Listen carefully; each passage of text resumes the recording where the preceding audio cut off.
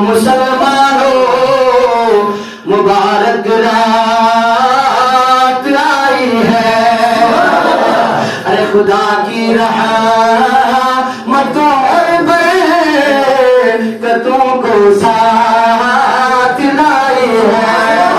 صاحب روح المانی رحمت اللہ علیہ اپنے کتاب کے اندر لکھتے ہیں اذا کانت لیلۃ القدر، جب لیلۃ القدر کی رات آ جاتی ہے، جب شب قدر آ جاتی ہے، جب اس کا نزول ہو جاتا ہے، جب رمضان کے اندر یہ رات آتی ہے، فیامر اللہ تعالی جبرائیل علیہ السلام، اللہ فرماتا ہے او جبریل زمین کے اوپر چلے جاؤ۔ حدیث کے الفاظ ہیں فیحبط فی کبکبۃ من الملائکہ، حضرت جبریل علیہ السلام 70,000 فرشتوں کو لے کر واپس آتے ہیں، پوری دنیا کے اندر پھیل جاتے ہیں، ہر ایک گھر میں پہنچ جاتے ہیں سوائے اس گھر کے جس گھر کے اندر کوئی کتا ہو یا جاندار کی تصویر ہو یا اس کے علاوہ خنزیر وغیرہ ہو، کہتے ہیں اس کے اندر فرشتے نہیں آتے۔ اس کے علاوہ جتنے بھی مسلمان سنیوں کے گھر ہیں ان کے اندر فرشتے آ جاتے ہیں، رات سے لے کر صبح تک تسبیح و تحلیل حضرت جبریل کرتے رہتے ہیں اور ان تمام لوگوں کے لیے مغفرت کی دعا کرتے رہتے ہیں۔ جب صبح حضرت جبریل وہ سارا قافلہ واپس لے کر آسمان پر جاتے ہیں، حدیث کے الفاظ ہیں کہ وہاں کچھ اور فرشتے ملتے ہیں، حضرت جبریل کے استقبال کے لیے کھڑے ہو جاتے ہیں اور عرض کرتے ہیں او جبریل یہ بتاؤ آپ کہاں چلے گئے تھے؟ حضرت جبریل کہتے ہیں کنا فی الدنیا فإن هذا الليلة ليلة القدر لأمة محمد صلی اللہ علیہ وسلم، کہ ہم دنیا کے اندر چلے گئے تھے، وہاں ہم نے بڑے چکر لگائے، چکر لگانے کی وجہ یہ ہے کہ یہ امت محمدیہ صلی اللہ علیہ وسلم کی شب قدر ہے، ان کے لیے بڑی قدر والی رات ہے، اس لیے ہم ان کے لیے دعا کرنے کے لیے گئے تھے۔ جو لوگ بھی مسجد میں پہنچے آقا کی رسالت کا چرچا کیا، اللہ کی وحدانیت کا اقرار کر لیا، ان کے لیے وحدانیت کے ان کے لیے ہم دعائیں مغفرت کرنے کے لیے گئے تھے۔ اب وہ فرشتے سوال کرتے ہیں او جبریل یہ تو بتاؤ کیا اللہ تعالیٰ نے ان لوگوں کے لیے کیا حکم فرمایا ہے؟ حضرت جبریل فرماتے ہیں ان اللہ تعالی غفر لخطایاہم وشفاہم لخالصہم، کہتے ہیں کہ اللہ تعالیٰ نے ان کی تمام نیکیوں کو اپنی بارگاہ میں قبول فرما لیا ہے اور ان کے تمام گناہوں کو بخشنے کا وعدہ اللہ نے مجھ سے فرما لیا ہے۔ پھر یہ شاعر نے کہہ دیا مبارک ہو، اپنے آپ کو بدقسمت نہیں سمجھنا، یہ مت سوچنا کہ آج کم لوگ آئے ہیں، اگرچہ دوسری مساجد کے اگر بدلے میں یا تقابل کے حساب سے دیکھا جائے تو زیادہ ہی ہے، لیکن تب بھی حقیقی اعتبار سے دیکھا جائے تو کم ہے، لیکن یہ اس نبی کی محفل ہے جہاں کمیت نہیں دیکھی جاتی، کیفیت دیکھی جاتی ہے۔ یعنی دیکھا جاتا کتنے لوگ آئے ہیں، دیکھا یہ جاتا ہے کہ جتنے بھی بیٹھے ہیں کتنے خلوص کے ساتھ بیٹھے ہوئے ہیں، یہاں خلوص دیکھا جاتا ہے، تعداد نہیں دیکھی جاتی ہے۔ مچل کے بولے سبحان اللہ، اللہ کی قسم یہ جشن منانے کا مقصد، یہ رات میں جاگنے کا مقصد کیا ہے؟ شاعر کہتا ہے کیا بات ہے، کیسی بات ہے، کیوں جشن منایا جاتا ہے، اس بزم منور کا جلوہ رگ رگ میں سمایا جاتا ہے۔ کس مقصد لگا نعرہ تکبیر، اللہ اکبر، نعرہ تکبیر، اللہ اکبر، نعرہ رسالت، یا رسول اللہ، نعرہ رسالت، یا رسول اللہ، نعرہ حیدری، یا علی، حیدری، یا علی۔ کیا بات ہے، کیسی بات ہے، کیوں جشن منایا جاتا ہے، اس بزم منور کا جلوہ رگ رگ میں سمایا جاتا ہے۔ قسمت سے جگہ ملتی ہے یہاں، یہ ذکر نبی کی محفل ہے، اس بزم منور سے راہی شیطان بھگایا جاتا ہے۔ میں آپ کو مبارک دینا چاہتا ہوں، شاعر نے بھی مبارک دی، مبارک ہو مسلمانوں مبارک رات آئی ہے، خدا کی رحمتوں اور برکتوں کو ساتھ لائی ہے۔ فضائل اس مبارک رات کے تم کو بتاتا ہوں، خدائے پاک کا ارشاد میں تم کو سناتا ہوں، ہزاروں ماہ سے افضل یہ بے شک رات آئی ہے، مبارک ہو مسلمانوں مبارک رات آئی ہے۔ اچھا کہ پیچھے والے سست نہیں ہونا یار، بولے یا رسول اللہ، قربان جاؤ قرآن کی عظمت پر، قرآن کی عظمت کے اوپر قربان جاؤ۔ باقی جتنی بھی کتابیں آتی ہیں آئی جمع ہو کر تھی، لیکن جب وہاں پہنچ گئی تو پہنچنے کے بعد بکھر جاتی ہے، لیکن قرآن آیا تو بکھرا ہوا تھا، کبھی سورت کی شکل میں آیا، کبھی ایک آیت کی شکل میں آیا، کبھی کسی پارے کا چھوٹا سا جز بن کے آیا، یعنی کہ آیا تو بکھرا ہوا تھا، لیکن بکھرنے کے بعد جب میرے نبی سے اس کی عظمت جڑ گئی، جب جناب محمد رسول اللہ صلی اللہ تعالیٰ علیہ وسلم سے اس قرآن کی نسبت ہو گئی تو آیا تو بکھرا ہوا تھا، لیکن سرکار کے پاس پہنچنے کے بعد ایسا جڑا کہ آج تک کوئی مائی کلام سے الگ ہی نہیں کر سکا۔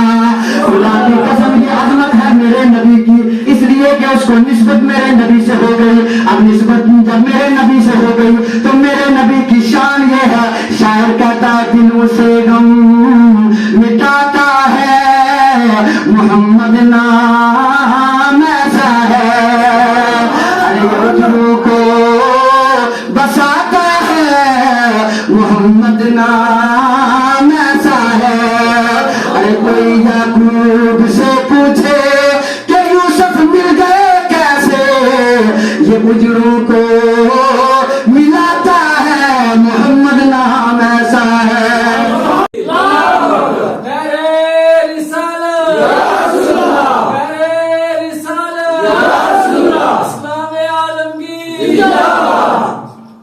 اب دیکھو قرآن مجید کی میں عظمت آپ کو بتاتا چلوں، اس لیے کیونکہ اللہ نے لیلۃ القدر کی پہچان کس کے ذریعے کرائی؟ قرآن کے ذریعے، کہ اس لیلۃ القدر کو معمولی مت سمجھنا بلکہ یہ وہ رات ہے جس میں میں نے قرآن کو اتارا ہے۔ اب یورپ کے اندر ایک ویلفیئر ٹرسٹ ایک جماعت تھی، اس نے کیا کیا کہ سب لوگوں کو بلایا، ایک ہندو کو، ایک عیسائی کو، ایک مسلمان کو، کہا کہ آج ثابت یہ کرنا ہے کہ مذہب حقہ والا کون انسان ہے، سچا مذہب کس انسان کا ہے۔ اب 3 لوگوں کو جمع کیے، 2 جج مقرر ہوئے۔ سب سے پہلے ہندو سے پوچھا کہ بتاؤ کون سا مذہب حق ہے؟ ہندو کہنے لگا ہمارا مذہب حق ہے، عیسائی کہنے لگا میرا حق ہے، مسلمان کہنے لگا میرا حق ہے۔ اب جج جو تھے انہوں نے سوال کیا کہ کسی بھی مذہب کے صحیح ہونے کے لیے، درست ہونے کے لیے اس مذہب کا کسی نہ کسی نبی سے جڑا ہونا ضروری ہے۔ اب ہندو سے پوچھا بتاؤ تمہارا مذہب کس نبی سے جڑتا ہے؟ اس نے دعویٰ کر دیا میرا نام حضرت موسیٰ سے جڑ رہا ہے۔ عیسائی سے پوچھا تمہارا مذہب کس سے جڑ رہا ہے؟ اس نے کہا حضرت عیسیٰ علیہ السلام سے جڑ رہا ہے۔ مسلمان سے کہا کس سے جڑ رہا ہے؟ کہا جناب محمد رسول اللہ صلی اللہ علیہ وسلم سے جڑ رہا ہے۔ جب تینوں نے کہہ دیا تو کہا ٹھیک ہے جڑ رہا ہے، لیکن یہ ہو گیا دعویٰ، اس کے ساتھ دلیل کا ہونا بھی ضروری ہے۔ اور اب یہ بتاؤ کہ ٹھیک ہے ہر ایک کا تعلق کسی نہ کسی نبی سے ہے، لیکن بتاؤ اس وقت دور کس نبی کا چل رہا ہے؟ ہندو کہنے لگا حضرت موسیٰ کا چل رہا ہے، عیسائی کہنے لگا حضرت عیسیٰ کا دور چل رہا ہے، مسلمان کہنے لگا ہمارے نبی کا چل رہا ہے۔ اب وہ کہنے لگے کہ کسی بھی نبی کا دور چلنے کے لیے ضروری ہے کہ اس کا معجزہ ابھی بھی فی الوقت دنیا کے اندر پایا جاتا ہو۔ مثال کے طور پر حضرت موسیٰ علیہ السلام کے پاس ایک عصا مبارک ہوتا تھا، جس کے ذریعے انہوں نے پتھر کے اوپر مارا تو پتھر کے 2 حصے ہو گئے اور بیچ میں سے 12 چشمے پانی کے نکل کر آ گئے۔ بتاؤ کیا وہ عصا اب اگر ہمارے پاس ہو تو اس عصے کے ذریعے ہم پانی نکال سکتے ہیں؟ نہیں نکال سکتے، اس لیے کہ وہ عصا سرکار کے ساتھ ہی خاص تھا، حضرت موسیٰ کے ساتھ خاص تھا۔ حضرت عیسیٰ علیہ السلام بے شمار مردوں کو زندہ فرمایا کرتے تھے، اب ہم کر سکتے ہیں؟ نہیں کر سکتے۔ اسی طریقے سے حضرت سلیمان علیہ السلام کے پاس ایک ایسی انگوٹھی ہوا کرتی تھی کہ جس انگوٹھی کو پہن کر وہ چرندوں اور پرندوں سے بات کیا کرتے تھے۔ بتاؤ کیا اب اگر وہ انگوٹھی ہمارے پاس ہوگی تو ہم چرندوں پرندوں سے بات کر پائیں گے؟ نہیں کر پائیں گے۔ گویا معجزہ تب تک ہی تھا جب تک کہ نبی اس ظاہری دنیا میں تشریف فرما تھے۔ اب جب مسلمان سے سوال کیا، ہندو سے سوال کیا، عیسائی سے سوال کیا، اور ہندو تو یہ بتا حضرت موسیٰ کا ماننے والا تو ہی ہے، لیکن بتا کیا حضرت موسیٰ کا کوئی معجزہ فی الوقت دنیا کے اندر پایا جا رہا ہے؟ وہ پریشان ہو جاتا، کہنے لگا فی الوقت تو کوئی معجزہ بھی نہیں ہے۔ عیسائی سے کہا کیا حضرت عیسیٰ کا کوئی معجزہ پایا جا رہا ہے؟ کہا کوئی بھی نہیں پایا جا رہا ہے۔ جب آئی مسلمان کی باری، مسلمان سے ججوں نے سوال کیا، یہ بتاؤ کیا اس وقت تمہارے نبی صلی اللہ تعالیٰ علیہ وسلم کا معجزہ اس دنیا کے اندر پایا جا رہا ہے یا نہیں پایا جا رہا؟ اب مسلمان کے اندر جذبہ ایمان بیدار ہو گیا، مسلمان کے سینے میں عشق رسول کی آگ لگ گئی، دوڑتا ہوا جاتا ہے، جا کے اسی قرآن کو اٹھا کے لے آتا ہے، کہتا ہے او ججز یہ دیکھ لو، یہ جو قرآن معجزہ تھا یہ میرے نبی کے زمانے میں بھی معجزہ تھا، اس وقت بھی یہ معجزہ ہے، میرے نبی کے زمانے میں بھی اسے پڑھ کر لوگ ہدایت یافتہ ہوا کرتے تھے، اس وقت بھی جو اسے پڑھیں گے وہ ہدایت حاصل کر رہے ہیں، اس وقت بھی قرآن کا دور تھا، یہ بھی قرآن کا دور ہے، ابھی تک قرآن کا دور چینج نہیں ہوا ہے۔ یہی دلیل دعویٰ ثابت یہ کر رہی ہے کہ مذہب حق کا والا سنت کا ماننے والا میں ہی ہوں، اور یہی مذہب حق کا ہے، یہی حق مذہب ہے، باقی تمام مذاہب باطلہ ہے۔ جب اس قرآن کے اوپر علامہ اقبال کی نظر پڑی تو وہ بھی کہتے ہیں کہ لکھنا نہیں آتا تو میری جان پڑھا کر، لکھ نہیں پاتے ہو تو پڑھا ضرور کرو۔ کیا کہتے ہیں؟ لکھنا نہیں آتا تو میری جان پڑھا کرے، ارے ہو جائے گی مشکل تری آسان پڑھا کرے، ارے ریب تیری روح کو تسکین ملے گی، تو غریب کے لمحات میں قرآن پڑھا کر، اور کہتے ہیں آ جائے گا جینے کا کرینہ تجھے اقبال، تو سرور کونین کے فرمان پڑھا کر۔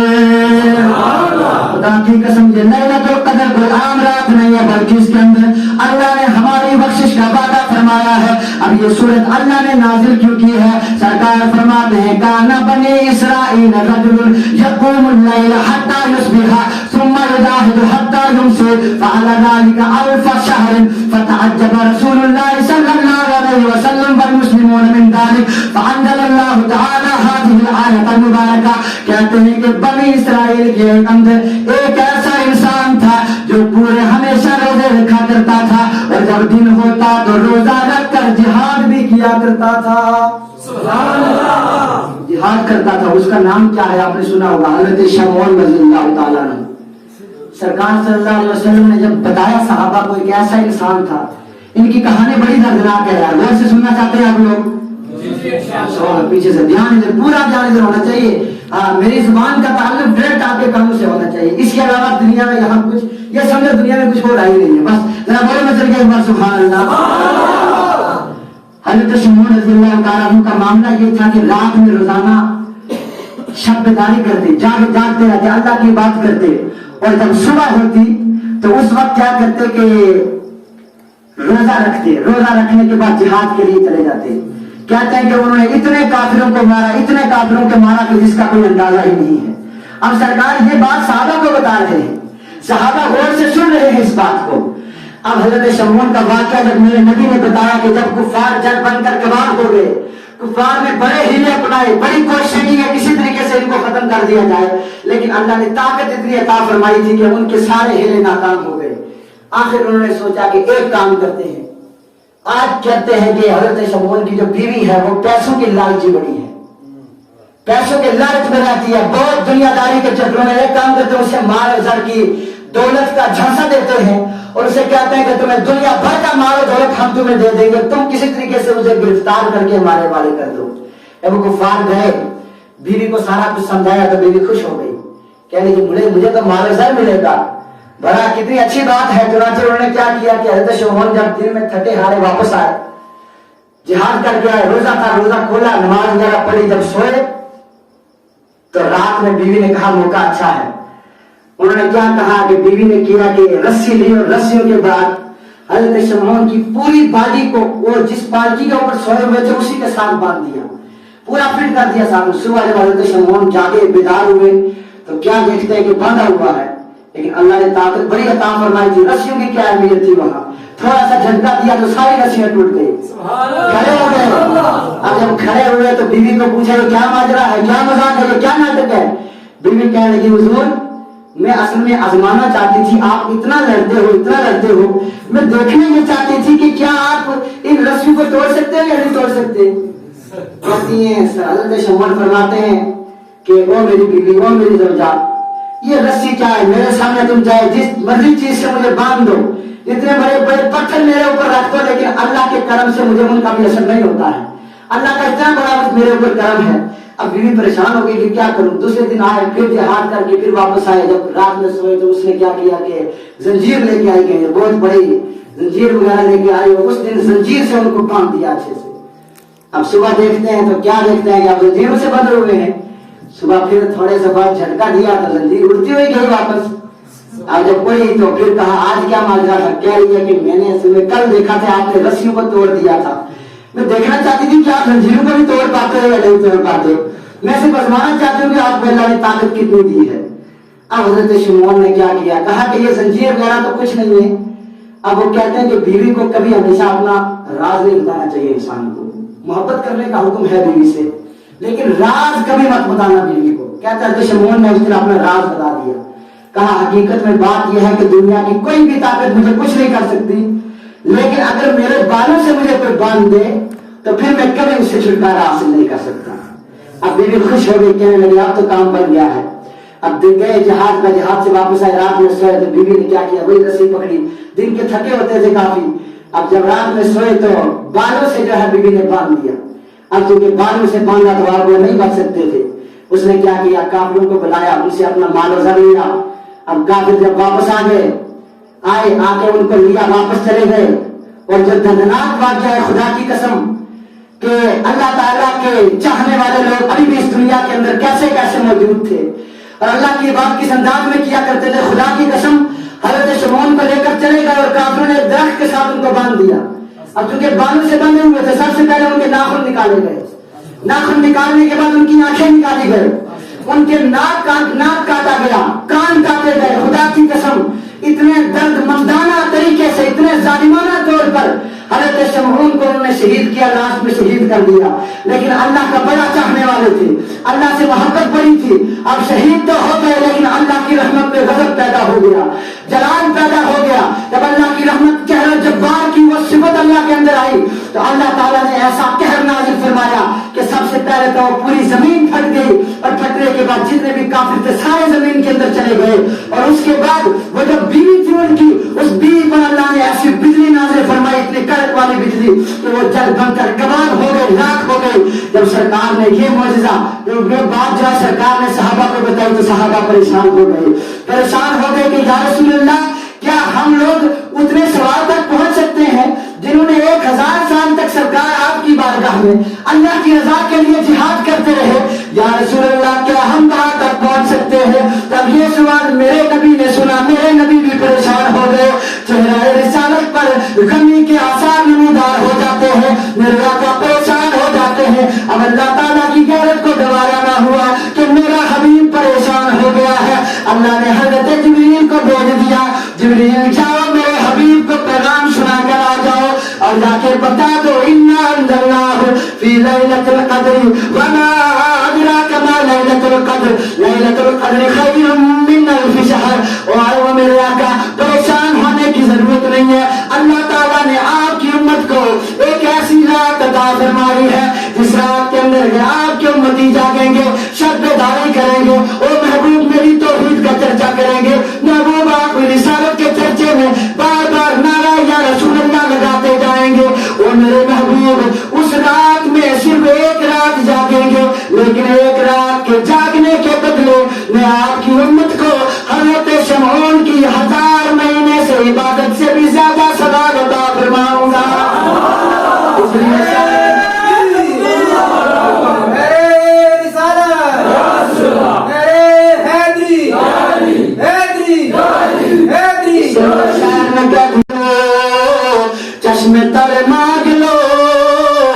درد دل اور حسن نظر مانگ لو ارے سبز گنبد کے سائے میں گھر مانگ لو مانگنے کا مزہ آج کی رات ہے پیچھے والے بھی بچر کر ہاتھ اٹھا کے بولے یا رسول اللہ باقی قسم یہ لیلۃ القدر عام رات نہیں ہے بلکہ اس کے اندر سرکار صلی اللہ تعالیٰ علیہ وسلم فرماتے ہیں ان اللہ ملائکتہ یطوفون فی الطرق ویلتمسون اہل الذکر اذا وجدوا قوما یذکرون اللہ فتنادوا حلم الی حاجتکم اللہ کے رسول فرماتے ہیں جب سارے انبیاء جب سارے ملائکہ اس دنیا کے اندر ٹھہر جاتے ہیں عبادت کرنے کے لیے دیکھتے رہتے ہیں کہ کہاں عبادت ہو رہی ہے لیلۃ القدر میں کہاں لوگ جا رہے ہیں کہاں لوگ سو رہے ہیں کس جگہ لوگ جاگ رہے ہیں خدا کی قسم اللہ کے رسول فرماتے ہیں اذا